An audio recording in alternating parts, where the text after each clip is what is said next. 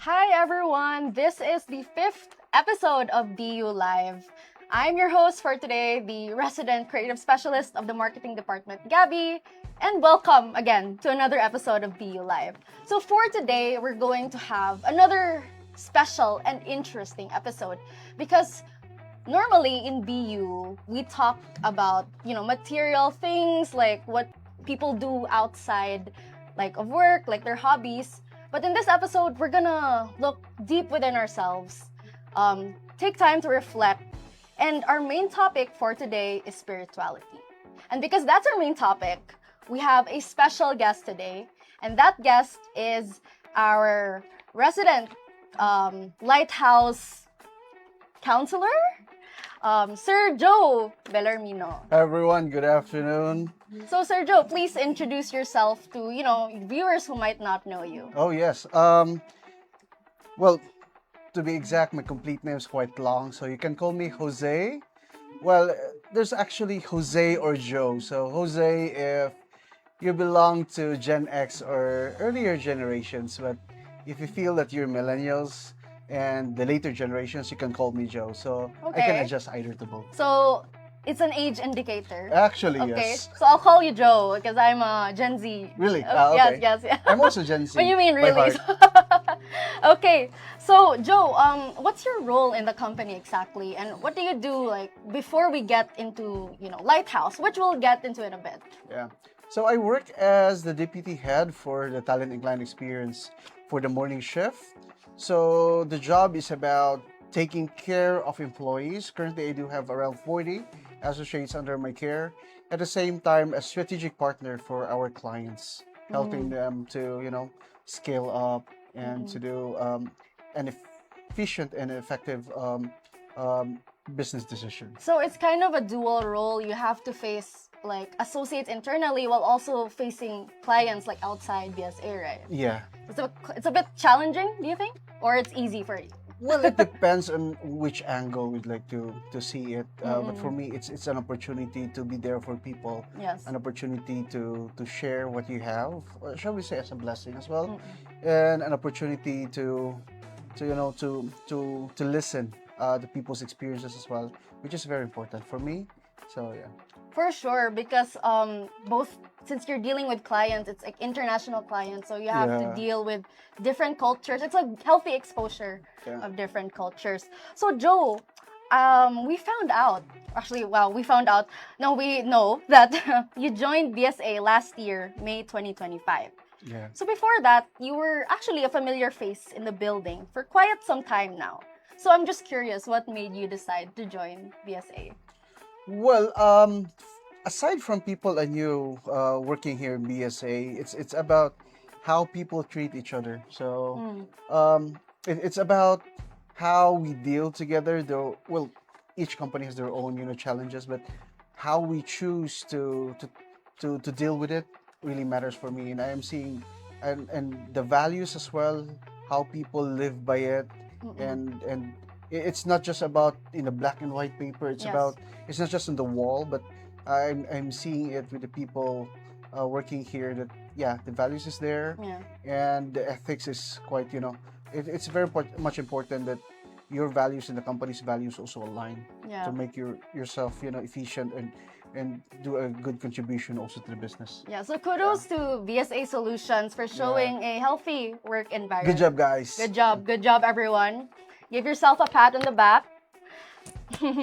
So for those of you who only know you through your roles, because you wear quite a lot of hats. So you're the TCX deputy head. You're a father of one, right? As far as I remember, one. Yeah. Okay, let's hope it's one. Yeah. So you're also a worship leader at the feast Yes. and the Light of Jesus family. Yeah. And you're also a facilitator of the Lighthouse. So, who are you exactly when you're not wearing those hats? So, what is a side that only your family gets to see and not other people? Well, that's a good question, though. Um, I think I'm someone who just loves to stay at home, probably. Okay. a Someone homebody. who values family, someone who loves to Well, being a father is really different for me right now. I think I'm someone who is childlike Oh, okay. without those hats at the moment, because it's not by I would say it's by nature, yes, but not by choice, because I have to do it as a father. Yeah. So meeting where my son is the moment, so it's very important for me to meet where he is at the moment, Yes. so I could journey him through where he wants to go. Yeah, because there's some parenting styles that's kind of traditional where there's really like I'm the parent, you have to listen to me. Yeah. So that's not exactly your parenting style, I right? don't think so. Yeah. I somewhat one point in my life I accepted that. Yeah, as a father, I'm my son's playmate. But later on, right now, You're the best friend. yeah, we're gonna change hats every now and then. Mm-mm. As earlier in his life, well, a few months old, so I need to be there as a protector. That my Mm-mm. hands need to be someone, uh, a comforting and Yes. securing hand. But right now it's different. So still I'm his playmate, though I'm confident. I just want it to be that way at the moment. So, Yes. yeah. So you have to understand, eventually when your child Exactly. grows, like not all relationships can stay the same. Yeah. Probably I'll get strict when he gets Yeah, he when gets he gets older. Yeah. But now Just enjoy the moment. enjoying the moment. Yeah. Yes. So you mentioned, I think one of our internal meetings before, that you were a former vice capo in your community. So what exactly is a vice capo?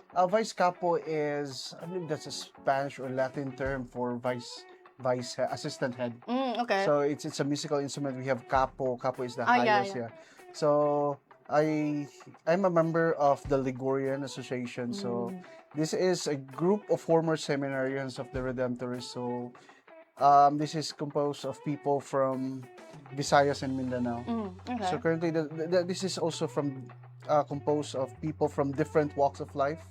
So as early as those seminarians who entered around 1940s. So of course they're not young at the moment, but yeah, we are different generations. So I'm the vice president, working with them. So yeah, I thought I never was. I just want to be a member. Okay. So you're a vice capo in that organization, Yes. and you're also the deputy head of TCX in for the morning shift, right? Yeah. So if you could describe your journey in 3 words, what would they be and why? Just 3 words. Everything is blessing. Okay. It's a very apt quote. Yeah, because for me, wherever I am at the moment, it's nothing without blessing, without the grace, and without that divine creator who puts me there. Okay. So before I trust myself, he trusted me to those stuffs. Even if there's a lot of questions, why and why not others. So later on, answers are revealed. So yeah.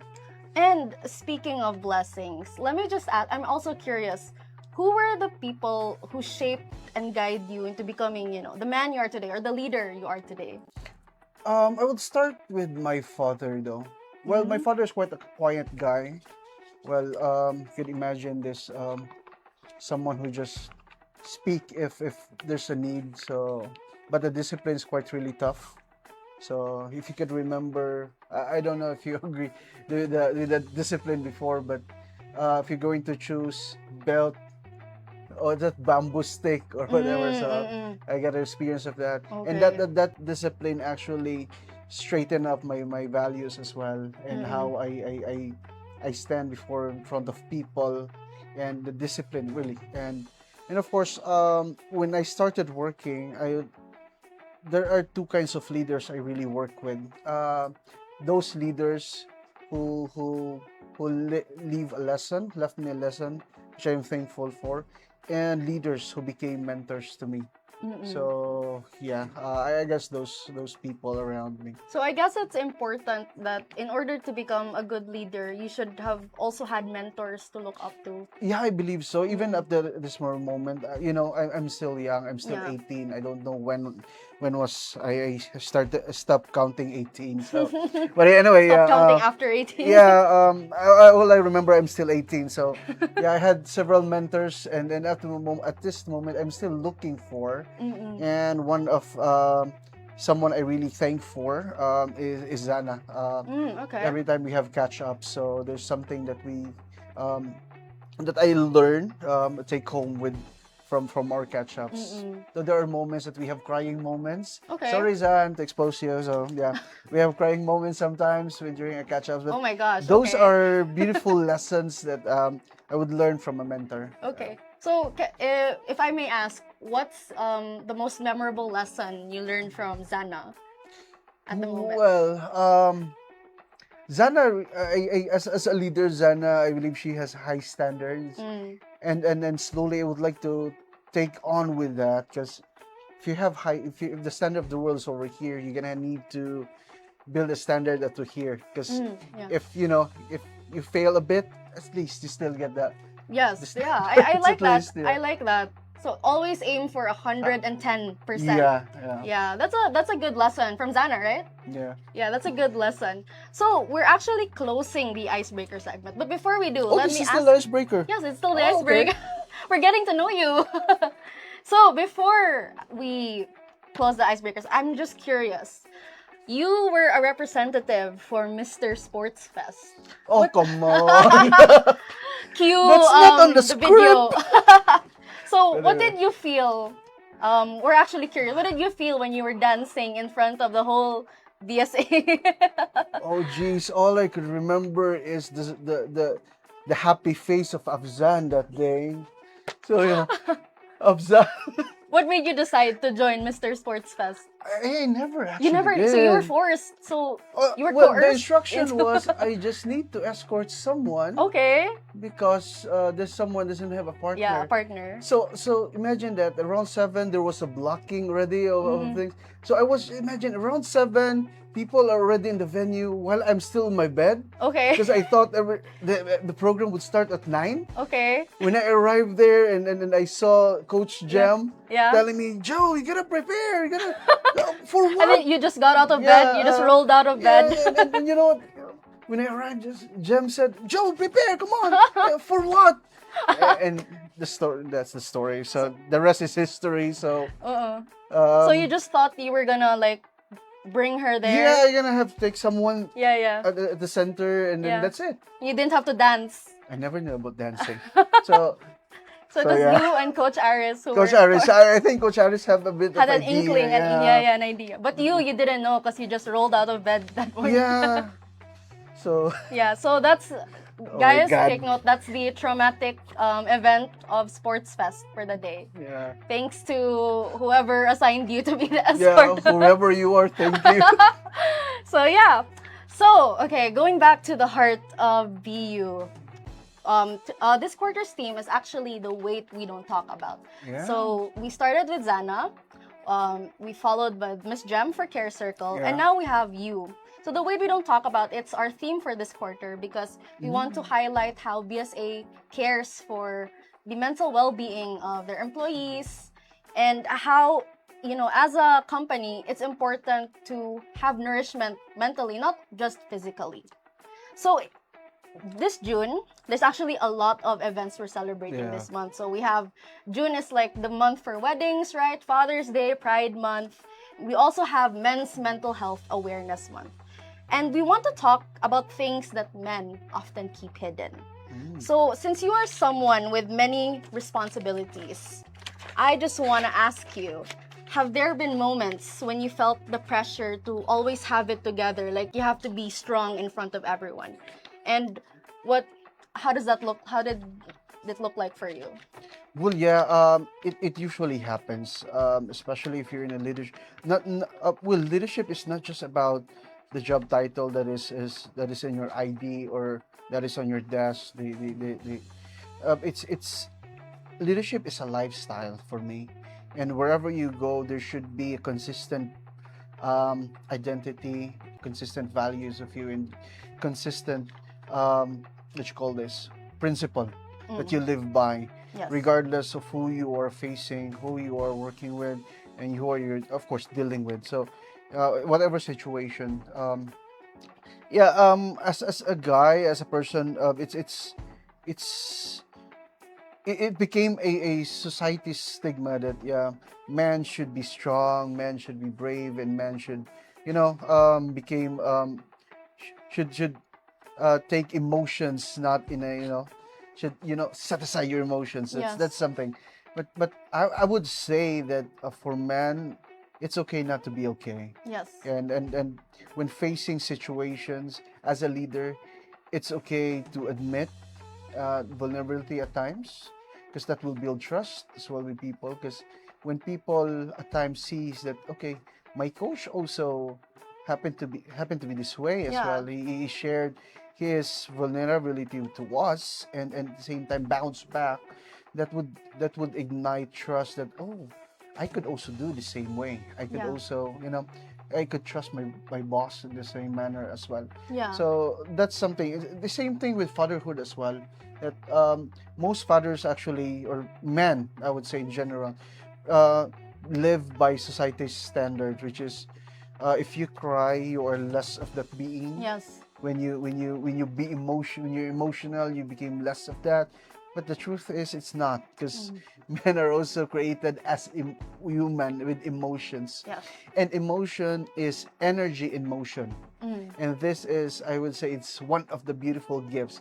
Imagine that if man doesn't have emotion, would women love to deal with us? What if your husband one day would say, "Love you, babe"? How would you feel? Like a robot. Yeah, I like a love you, robot. babe. So we need to have that emotion Yeah. we need to maximize that emotion. So we get also frustrated, and what if one day your husband, your boyfriend would say, "I'm jealous"? I would say, you don't feel that. So human as we Yeah. are, so it's okay to express emotions, as long as I think as man matures from being a boy to a man, there's also a growing mature. We will treat the emotions differently as well, in a mature way. Yeah. So yeah. So, and I also totally agree with you that it's okay to show that you're feeling these negative emotions, because I also believe that when you show that, like you're imperfect, it kind of connects us. It like Exactly. binds us together that, oh, okay, like this person is also feeling bad about something that I would also feel bad. So it's like, there's a quote, suffering is something, but yeah, like it's good to be vulnerable in front of people. Yeah, and it's okay not to be okay, really. Yeah, for sure. So, as a father, there's an expectation to provide, A protect, lot. and always know what to do. So, you said a lot. So, have there been any moments where you questioned yourself as a dad, or wondered if you were doing enough? Or were there any fears that you felt with raising your child in, today's modern world? Well, there is, and there is, and there will be. So let's start with what. Yes, okay. So imagine that's August 19, 2020. That's around 7 in the morning. The hospital nurse was carrying the baby through a what you call this, a crib. Yeah, yeah. And then looking at the nurse dressing up my son, and then just like creating something. It's like, okay, what are you doing, my son? What are you bundling? Yeah. And after that, she handed it over to me, and then imagine that 2 kilo baby, Oh my a gosh, yeah. small one, and then told me, "Sir, here's your baby." So I paused for about 5 seconds, and inside my mind I asked, was there a manual on how to raise this kid? Yeah. Actually, there's none. It's just you need to just to listen to your nature as a Yeah. man, and then with the instruction that you need to feed the baby every 2 hours, make sure the baby burps before going back to sleep, and change the diaper every 4 hours. Yeah. Being a parent is hard. It's hard, and I would say it's worth it. Worth it. I would love to have another one, but Oh, okay. perfect timing. Yeah. Perfect timing. So you just imagine that. So if you're going to do the calculation, feeding the baby, changing diaper, so where's sleep? Yeah. And It's looking at the it's same like a time. part-time job. Part-time or with a full-time, full-time job actually. You're gonna make it full-time, because when I look at my wife as well, she was sleeping in the bed in the hospital, and I was thinking, okay, I need to prepare myself for her postpartum, Yeah. because I need to be there for her. Yeah. So that was really challenging, and Yeah. that really, I would say, in our term, upscale me to someone better. Yeah. Because I thought I knew it all, but until you get married, have a child, Yeah. and raise a family, it's totally different. Yeah, because it's So not just the mothers who have to, the fathers have to equally share the burden. I also. agree. Yes, I would highly recommend that Yeah. fathers should be highly involved in Yeah. raising their kids. Why? Yes. Because 98%. I forgot the source of this, but yeah, it's a 98%. Social or society's issues right now goes back to family. Okay. And not just in family, to be specific, how father raised their kids. Because imagine a family is like a seedbed of vocation and of course spiritual nourishment as well. So whatever your child would become has something to do how father raise their kids. Yeah. And how how the father treats their mother, I mean the wife, of course, and how he leads the family. So I don't mean to pressure those single men out there, but that's the reality. We have one of the most important role to take on, which I would say, if not all, some have overlooked actually. So yeah, if you're gonna ask me the question, am I worried if am I doing it right? Still yes. Yeah, It's so still yes. familial dynamics, they really influence how our personalities are when we grow up. Exactly, yeah. I see. And I think I agree with you on that. Because, if you see, for example, someone being violent at home, like sometimes when children grow up, like they tend to emulate what they witnessed at home also. Yeah. They witness or trying to because for example, bullying. Yeah. Some parents are just, okay, I'm giving enough for my kids. I'm providing them, sending them to good schools and those stuffs. This is an indirect way of bullying because you're rejecting their emotions, their need as well to be with you. Because that's something that needs to be also to consider. Because I can't blame also the parents, because I'm also a parent myself. That okay, you have to do this because the tuition fee is increasing every year, the commodities or stuff. But let's not forget that our children also needs us. So that's why it's very important that we need to spare enough energy when we go home for our kids. So apart from fulfilling their material needs, there's nothing wrong with Yeah. if you have the capability to send them to a good The school. better, yeah. But you should not also neglect their emotional and spiritual or Actually, needs. yes. Yeah. Because spiritual is not just about helping them to pray, but helping them to understand their role as kids, and how you could help them really being a taking part of the society as well. So Yeah. one thing I could share really at this stage with my son is, by the way, my son has level 2 autism. Okay. So, however, he's highly functional. Okay. So what I want him to, well, not really what I want. What I prayed him that he will do is to maximize his gift, because autism kids, they have a beautiful gift. My son is visual, and he could easily, and also auditory. He could easily capture songs and get himself tuned in every time he sings to that song. Okay. I don't. Musically talented. Yeah, musically talented. Yeah. For some reasons, why I don't get that gift. Oh, so you're not? Are you musically talented also? Unfortunately, no. Oh. So, but yeah, it's important that they're gonna share it also to others. So it's their gift is not theirs to keep, but Yeah. it's theirs to. So that's the important role of parents as well. So yeah. So we have to understand that each child is different and each foster different talent. Yeah, and there's no one parenting framework or Yes. theory fits all. So, Yes. yeah. So just adjust to how your child Yeah. is. And so, speaking, we've talked a bit about your faith, who you are as a father. What is the heaviest truth about human nature that you've had to accept, whether be it in the office or in the ministry, that we rarely talk about? And what made you realize that? What changed your perspective about it? You mean hard truth? Yes. I'm cute. Just kidding, just kidding. Okay. I don't know how to react. Just kidding, just kidding. Okay, so I think one of the hard truth is I can say it's hard, but you are here for a reason.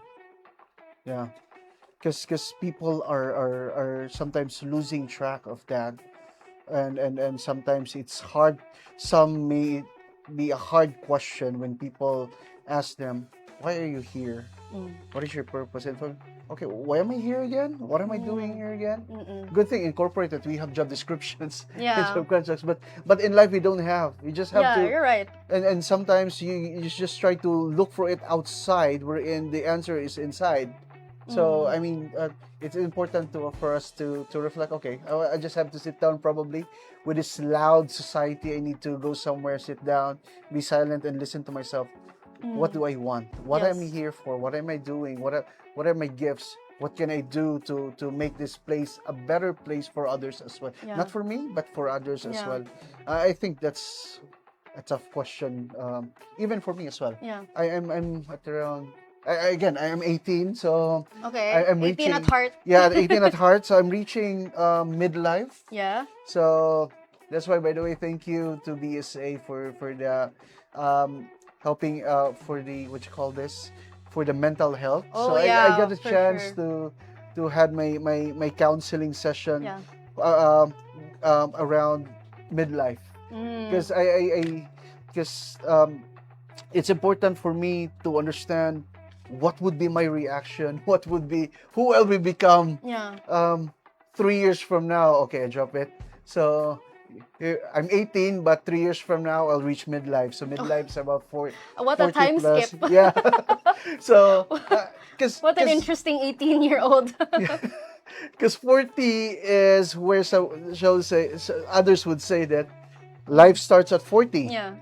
So which is, for others it's real, because men at 40, they started to reflect on what have they done so far, what are they doing. And so I went for a counseling just to prepare myself, because I believe I'm in the early midlife already. So Okay. I wanted to prepare myself, and at the same time to give a briefing to my wife that hey, okay, hey babe, I'm in the early midlife, so probably I may have mood swings and those stuffs, Yeah. and then I don't know what's about to surface, but just letting you know that I'm here like this. I'm having a counseling for this. So yeah, it's important for us to get to know as well that where we are at the moment Yeah. and how we are doing so far. Because I think 40 is a checkpoint for Yeah. season. Yeah. Check of kumusta na ka? Yeah. How are you doing? How are you doing? So yeah, if you notice, some men at 40, they started changing their behaviors, Okay. because that's because the maturity of a human body, I believe, no, would go there on Yeah. a stage. And I noticed also that I think in every major period of your life, like from adolescent, I think you start having a crisis there. Yes. And then the quarter life crisis 25, like the working professional crisis. adulting. Yeah, adulting crisis. Yeah. Then the midlife crisis, and then I think when you retire, that's Yeah. the senior, I don't know senior crisis? I don't know. What's the right term for that? But I really like that point you made a while ago, where we have to look within ourselves for our purpose. Because as a 25-year-old, I think it's common for people my age to like look outward material things. 'Cause there's so much pressure. Yeah. You have to, as soon as you graduate college, you have to find Look a for good paying job, job, a good paying job. You have to do well. You have to find a stable career. Like there's so many things, and it's so hard. It's so easy to get lost in the material world that sometimes we forget to look at ourselves and what we really want inside. Yeah, actually. So yeah, I think I really like that advice, Sir Joe. Thanks. So yeah, let's look at the comments, because I think we've been ignoring the comments for a while now. So for the first comment, Marimar says, "Love the quote, everything is a blessing." And then Afzan says, "Sorry, Joe, you were duped into it."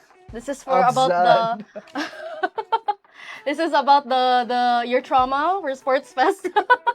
Your memorable first year at BSA. And then we have, Ate Judy is watching. Hi, Ate Judy. Christella is watching. Hi, Christella. We have Christian, Go Gab, and Coach Joe. Thank you, Thank you. Christian. Marimar also says, kudos to you, sir. You understand postpartum. Some men don't and even get irritated with all the drama and sensitivity. We have to, of course. Yes. Because you know what, when you get married, it's aside from marriage contract doesn't have an expiration date. You're gonna have to accept the person you get married with, whether you like it or yes. So Yeah. regardless if she exposed herself early on during your dating stage, regardless, it's about acceptance. It's about loving her, not conditionally but unconditionally. So yeah. So Miss Marnie is also watching. Hi, Miss Marnie. And Melvin says, bad na maglay. I am 18. Bado, naglay daw ka, Sir Joe. I remember I was 18, yeah. So you were 18 yesterday. Yes. Yeah, I don't know 18 when now. I was 18. And Yeah. Melvin has a question. What's your take in money is the root of all evil? Well, it depends really, because people would say money is the root of all evil. However, if you're going to take a look at scriptures, it's not actually evil. It's how you use money. Yeah. So Yeah. money could, if you use money as a tool, not as a god that you really desire to, well, we could have a different point of view with that. Money could help us what? Money could help us what? One, buy something. Yeah. Yeah, buy for yourself, food, provide for something for family. And if you focus on that area, money is a tool. We're good there. Yeah. However, if you focus on money like a god, like you focus on that, I need to get money by hook or by crook, Yeah. regardless if I violated my values, Yeah. that's something You different. did something illegal already for illegal, money. yes, Yeah. for money. That's Yeah. something that for me it's already an act of evil. Yeah. But often I notice that a lot of people use the money as the root for in the wrong context. Yes. But we have to understand that, we live in this world. We can't function without money, actually. Yeah. and you'll think evil if you don't really have money. Yeah. Like, so we have to temper ourselves You have to also. control. Money is a good tool to control oneself. Because money gives you purchasing power. So when you have purchasing power, your values would really surface what kind of person you are. Or when you have that enough money, are you going to save it? Are you going to spend it to yourself or to your family? Yeah. So your values would really surface if you have a lot of money. Yeah. That's why there are people who are really blessed because they know how to manage money and make it as a tool and doesn't make it as a god. Yeah. So yeah, use money to fulfill your personal Yes. needs. Okay, so we're moving on to the next part of BeYou, which is about the Lighthouse. This is a fairly new program that you're heading. So tell us about the Lighthouse. For people who haven't joined or who basically don't know, how did this start in BSA and what does it actually do? Well, Lighthouse comes a long way, and even the name itself, we changed the name as we were crafting it.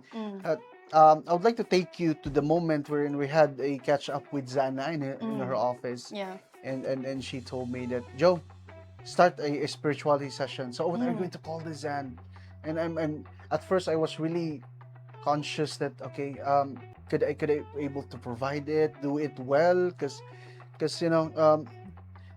I'm a Catholic, but there are also other fellow brothers, sisters, Yes. Christians here, and Yeah, also yeah. a fellow Other religions other also. religion as well. So I was really conscious about it, and Zana told me, well, in the first place, I think most of the religions are interconnected. For example, for Christianity and then Muslim, we share the same values. The prophet Yeah. Abraham. So and then stuff. it's not really religion focused, but it's about human as we are, that we are composed of body, mind, and spirit.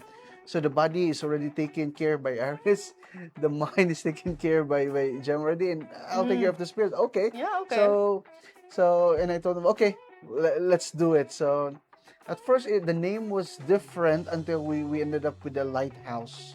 So if you're going to, it's a symbolic actually, because the lighthouse, if you can imagine it, it's the one guiding the sailors if the seas, or if they're navigating through Yeah. the seas, Yeah. which is not clear. So the lighthouse could give them a guidance as Yeah. well, where to go, and, Yeah. and to be the light to their path as well. Yeah. So we're hoping that this program would fulfill the same, to help us individuals journeying in this life to have a proper guidance, at the same time a destination as well. I love the imagery. And there are more comments actually. Chelsea Patalinghog says, copy and pasting Sir Joe for those finding good husbands. Okay. And JB, a former marketing intern, says, asks actually, how do you deal with self-doubt that prevents you from taking that leap of faith to pursue your goals in life? That anxious thought that you may not be qualified enough to handle the responsibility and fear of failure. Well, I want to be honest. When I was about to get married, there's always that doubt. However, there's this lesson that I got, that do it anyway. If you're you're afraid, just do it. If you're in doubt, just do it. If you think things are not making sense, just do it. Yeah. That's what we call faith. Yeah. So, when I was about to get married, there's this. I hope my wife's. You were scared to get married? No. I believe my wife's watching right now. Okay. So when the day before we're married, so there was this actually a question that, am I really ready? Okay. Am I really 'Cause ready? it's a transition to another life. Imagine yeah, from single to married. However, whatever I said to myself, whatever I'm feeling that moment, yeah, whatever I'm feeling, I'm gonna do it. This is not about me. This is for the one I'm getting married with. So that's that, and that became a principle as well. Yeah, at the same time with leadership as well. If I feel doubt, I feel gonna do it anyway. So yeah, it's not for me. It's for the people. I am just a vessel, or a tool. Not really a tool, but someone that the creator would use to help this someone. And I'd also like to add that if you feel hesitant to do something that you really want, you're gonna regret it for the rest of your life.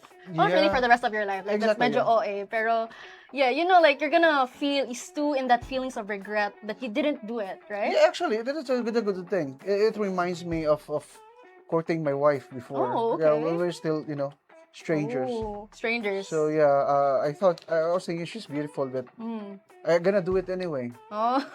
She wouldn't know if I will not tell her, so I have to do it anyway. So you took your chance. It's either a yes or a no, but Yeah. eventually it's a yes. So Oh, that's so cute, actually. I And then hope it that turned makes out sense. for the better. Yeah.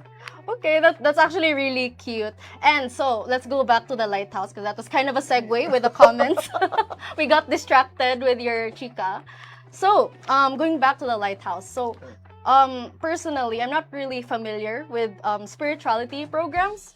So I just want to know what's typically being done here in the lighthouse, and what are some of the common weights that people silently carry, and did any of those stories make you reflect on your own life, on your own experiences? Yeah. Let's start with the spirituality thing. There's a misconception between what is spirituality and what is religiosity. So religiosity, these are the things that you do to your church service, your temple. This is all about religiosity. So I would say part of religiosity is spirituality, but not necessarily there's religiosity in spirituality. Spirituality is about having inner peace, understanding. I mean, understanding your purpose. So that's what we're. Though we still tap or refer a bit of from the scripture, from a quote from great philosophers or stuff, to help us to make the topic more juicy. But yeah, it's not really much focus on a certain religion, though we touch a bit of that, because people would say that religiosity is part of spirituality. But what you're doing here is focus really on spirituality. And again, going back, there are really people asking, what am I doing? What am I doing? Am I making sense? And because of that, some people feel, confused or lost. So, and I hope that session that we're doing, just like for example, yesterday we're talking about food. Okay. And we thought like about the collab with Sir Aris. with Aris really. We thought about food is just okay, gonna eat something, but we forget that we also have a spiritual nourishment that we need to do. Um, some of us we do prayers, yeah, in a form we do. Some we do retreats, Yeah. or Okay. even go silent yogas or other stuff. So these are going back to the self, Yeah. understanding. Okay, what am I doing? Am I doing it right? Because whether you like it or yes, I believe human are born good, Mm. not really bad. It's just Mm. how the world becomes and how the world influences that Yeah. sometimes we get confused with choosing between good and bad. So religion, it serves as a guide on how you want to live Yeah, your it's a life. guide, yeah. So it just depends on which guide would you Yeah. prefer to be in. Imagine this: human as we are born of body, mind, and spirit. So there. However, human as we are, we also need tangible things to touch, to see, to feel, and that's what we do in religion. Mm-mm. So, and that should support the nourishment of spirituality. Mm-mm. However, some religion or some activities are not really helping at all because of cultural as well, but that's way beyond. So that's why we focus on spirituality and refer to the good practices of such religions, and incorporate it with our lighthouse as well. So to make the session juicy, more learnings there. And I'm also curious, since you're now facilitating the Lighthouse, um, you kind of take on other people's, kind of in a way, you're like a counselor, kind of like Miss Jem. You're a guide for other people. So how do you balance being a guide for others while you're also making sure that you're taking care of your own emotional and spiritual well-being? Yeah. As a yeah, I just need really to be aware of me as a person, how am I feeling, how am I doing, and the good person who could always remind me is my wife. Okay. Again, Shout out to Sergio's. What's the name of your wife? Sam. Oh, Sam. So she reminds me that I'm I'm falling astray, or not really falling astray, but trying to not me at that moment. One of the instances is when I drive. So I get irritated when someone just cut me off, and so my wife would remind me, and that it should not be that way, and it should remind me that to go back to myself. So yeah, and at the same time I need to be aware with my psychological as well, that I am a man. I'm also, there are times that I'm not at my best, and I need to seek also for someone I can talk to. Yeah. So yeah, for me, I need also to take care of my spiritual, so that I could be ready as well to take care of someone else. Yeah. Spiritually. Yeah. So you have to nourish yourselves first before you can start taking care of. It's like if you're a doctor, and then it's so weird if you're a patient and your doctor looks sickly looking, right? Yeah, it's a humbling realization as well, that even though I facilitated Lighthouse, I've been a worship leader, I need to be aware that I also need others to help me out. So yeah. Oh, okay. So we have more questions here. Oh, Or geez. more comments rather. So Afzan says, Mrs. Joe, hope you're not Mrs. Joe, I don't think that's Mrs. Bellarmino. Hope you're not watching. So, Miss Marimar says, better do it than regret later. At least I tried better than with a what if. Yes. Very good point, Miss Mar. We have a comment from Jershami. I think she's under your pod, right? Yeah. Not sure if this has been asked, but how do you handle marriage conflict? Hot seat, Sir Joe. Okay, marriage. Okay, a marriage without conflict, I would say, is not marriage. Yeah, good point. Good point. So it's not really like okay, when you get married, the ritual itself is marriage. I forgot. I might interchange it, but the real marriage there is the day after you get married. Because that's the real. Imagine that when you're still boyfriend and girlfriend, when your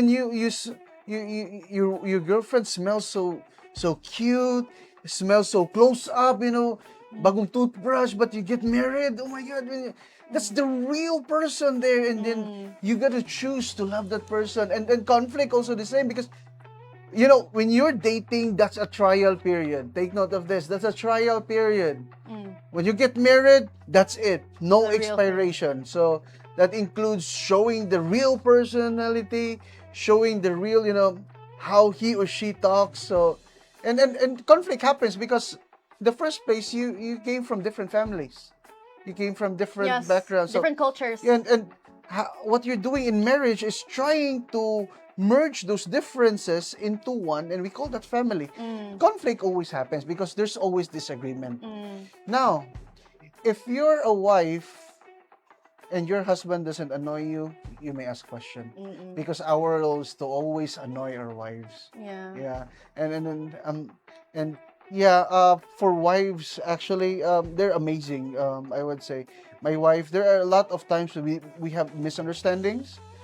At the end of the day, it's the braver one who says I'm sorry first. Yeah.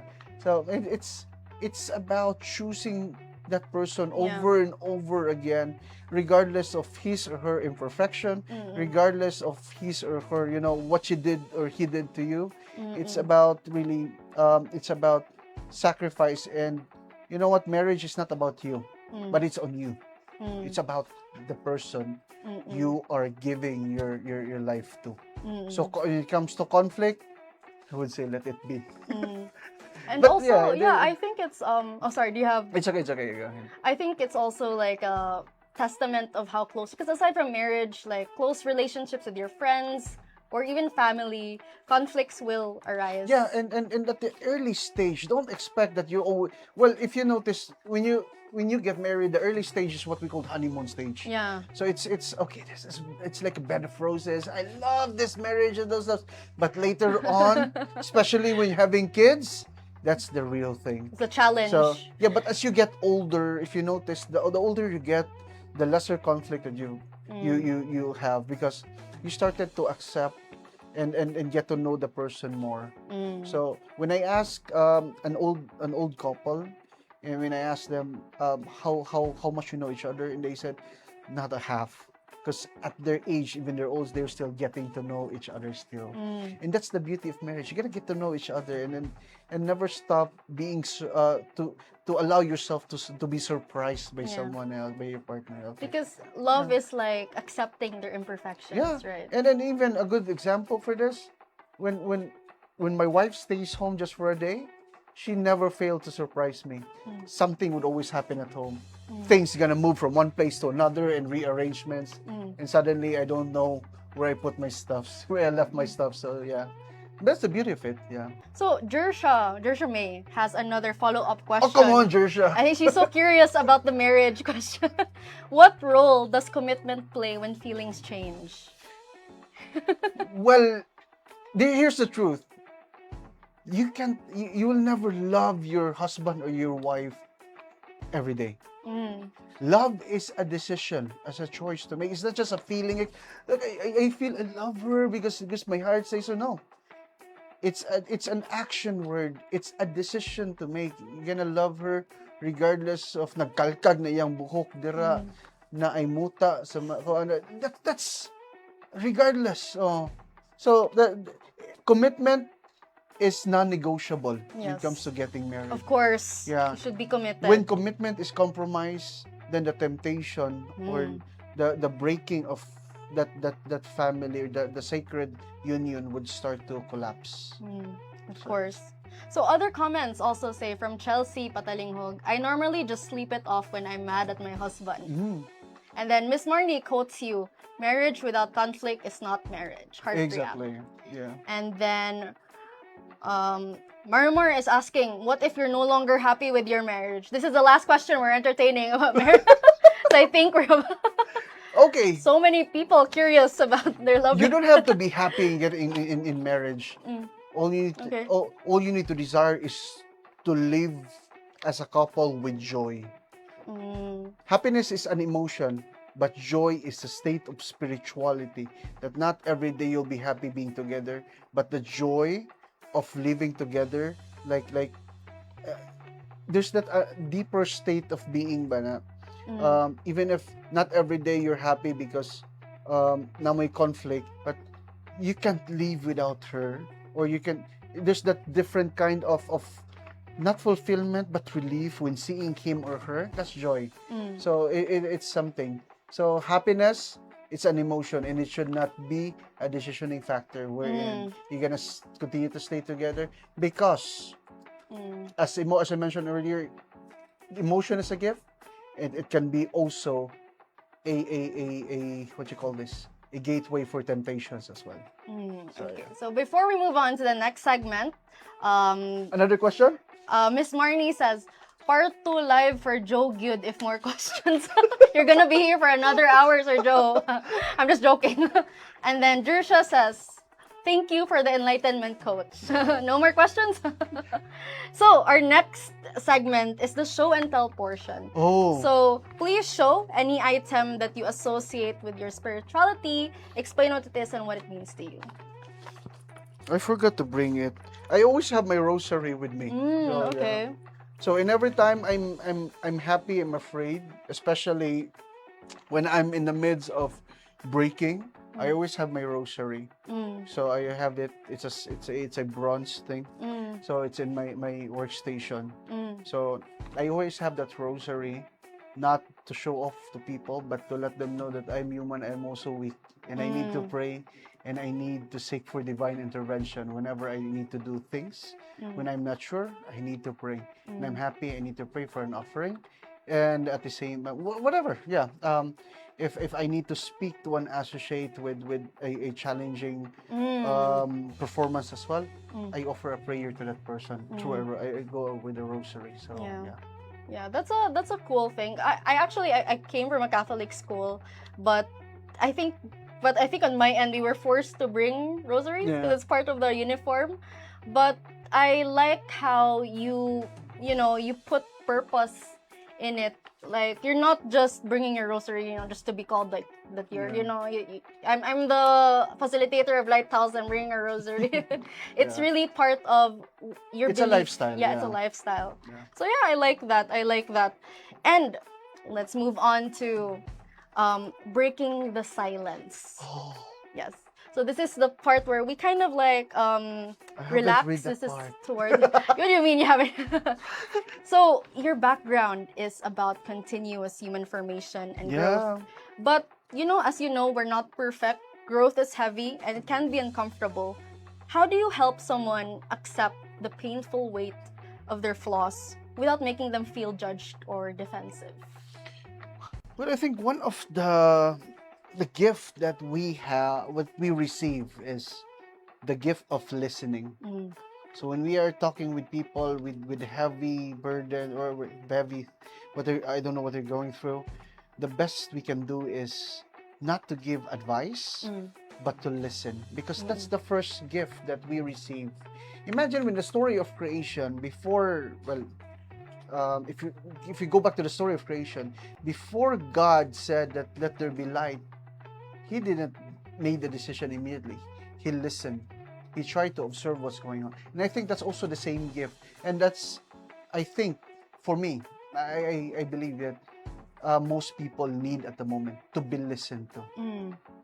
Because sometimes people go to you, they just need to talk about how they feel, and they don't need advice. They just need someone to listen to them. When you have someone, imagine that when someone listens to you, you feel that there's a comfort there. There's something that you're being supported. There's that feeling of being supported. So that's the first I believe we could do for that person as well. So you don't have to like pressure yourself to give advice to this person. Yeah, because the truth is, I don't have the answers for everything. Yeah, for sure. You have different lives, different personalities. Yeah. So sometimes it's just good that you're just there and you're letting the other person know that I'm here for you. I'm listening. I'm listening. I might not have the solution to your problem, but I'm here as a friend, as a companion. Yes. So, both corporate training and values formation are about fixing what's broken in teams. When is a time to stop fixing and just sit with someone who is carrying a heavy load they can't change? Well, it happens a lot of times, especially when there are performance issues, that when we do a root cause, goes back to what's going on with the family, or probably someone is going through something. It's actually, for me, it's a gift of discernment that each leader need to have when dealing with a person, either probably with a performance issue or with someone who's going through something really heavy. Is the gift of, well, aside from the gift of listening, is the gift of discernment. Yes. Because sometimes in this fast-paced world, we are required to, there's two actually. There's reaction and respond. But as a leader, we are called to respond. So reaction is you just immediately say something. Okay, that's okay. No, no, no, no, without processing it immediately. But this respond is we have to go through the discernment of trying to listen and understand what the person is really going through before we answer it. And I believe that's how we should do as a leader, to respond instead of to react. Yes, for sure. And since June is Men's Mental Health Month, and we also celebrated Father's Day this June, lastly, I just want to ask you, for men who are carrying responsibilities as fathers, leaders, and providers, but feel like they have no space to be vulnerable, what do you want to tell them? What do you want them to know? It's okay not to be okay. Because for us men, sometimes it's not a thing. We have to be the best we can. We need to be Superman. We need to be the Flash. We need to be Thor because the roof is leaking. We need to get the hammer and those stuff. And sometimes we cannot do it. Yeah. Because each man are born unique. Each man are born with gifts. And we are not the kind of person who can do it all. Yeah. And it's okay not to be okay. And it's okay that you have shortcomings in this area. You cannot do this part. If you can do that part, it's okay. But the society is, I hope that's slowly changing at the moment. Yeah, it is slowly changing. It's okay for men to feel bad, to cry. It's really, for me, it's okay, really. So I've seen my father crying, my siblings crying, even my wife saw me crying, well, with tears and with some sip on, of course, and stuff. That's weird, but yeah, that makes us really human. Yeah. You cannot pull off the best out of that man without allowing him to be a human. So yeah. And I also feel like when fathers or like when people suppress their emotions, it comes off like there's gonna be like negative effects. Exactly. Like yeah. if you suppress your emotions, then like months later you just, I don't know, you have a breakdown, or like you have like you start developing anger issues, right? Yeah. So that that's can quite happen. weird, actually, because men, when we feel bad, sometimes I don't think the only men, but also women, when we feel bad, we have to go through. We're going through something. We immediately sort out to drinking, Oh, okay. which is also a depressant, so which is not helpful. I Yeah. do highly recommend, when you feel bad, when you feel do sad, not do get substance a coffee. abuse, please. When you get a coffee and bring one for me. Yeah, you shouldn't consume those stuff when you're feeling because when that will you're feeling push at you your down. lowest. Yeah. So, I highly recommend coffee. Yeah, coffee or something like warm, like tea. Yeah. To like it'll help calm you down also. Because I think coffee will help pick up your heart rate, right? Caffeine? Yeah, caffeine depends. Yeah. Depends on the person. Depends on the person. Okay. But for me, really, if I'm at my peak, when the stress is tagaliog na, You drink coffee? Aside coffee, I go somewhere and eat ice cream. Ah, okay. Actually, that's a good plan. I like ice cream too. So, we are now at the last part of finally. BeYou, because it's almost an hour. We've been running for almost an hour now. I told you this will be quick. Yeah, Sir Joe was actually joking that he'll be here only for 10 minutes, and look what happened to the 10 minutes. So, we're now at the rapid fire questions. Okay. So, I'm gonna give you a question and just answer with the first thing that comes to your mind, okay? Okay. Okay, ready? Okay, Okay, one, go. 2. A word that best describes fatherhood. Amazing. Okay. A lesson that your child taught you, sorry. Love. Okay, a song that brings you closer to the creator. Warriors the child. Okay. A prayer that you often say silently. Our Father. Okay. A habit that keeps you grounded. Prayer. Okay. A piece of advice you always give but still need to remind yourself of. I'm amazing. Okay, wow. Next, spill your coffee or forget your password. Spill coffee. Okay. The person you call when you need strength. My wife. A legacy you hope to leave behind. Legacy. I think the last name. The Mm. influence. Yeah. You want people to remember you. Yeah. Yeah. So that's it for our BU. Oh. Yeah. So do you have any plugs for people who to invite people to join Lighthouse? Yeah, I would like to invite everyone, especially for fellow associates and also internal. So yesterday was a fruitful conversation about food. Yes. Next week we're gonna talk about stress as well at Lighthouse. So of course there's always be food, but this time we're gonna be careful in choosing food because we have to live healthy. Okay. So Lighthouse session every first and fourth Tuesday of the month, 3 in the afternoon at the recreation area. For next week, we'll talk about stress. That's a See you very there. relevant topic. Yeah. Okay, so we are now ending BeYou Live. This is Gabby Hentalian, It's Joe. and we're signing off. Thank you.